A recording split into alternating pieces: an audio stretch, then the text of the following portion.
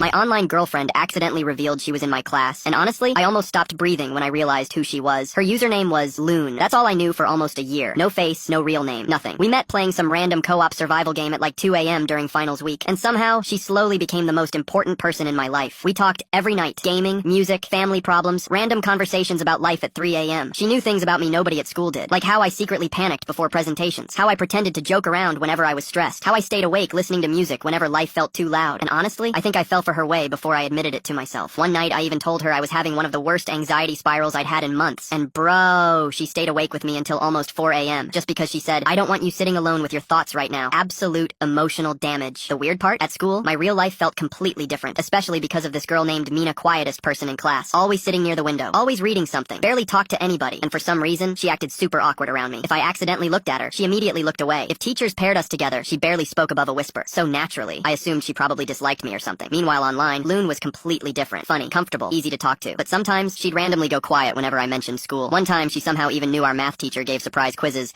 whenever he wore that ugly green tie. Bro! I remember staring at my screen thinking, how would you even know that? But before I could ask, she changed the subject. Then one night, everything completely broke my brain. We were gaming together like usual, when Loon suddenly said, "I think I saw you today."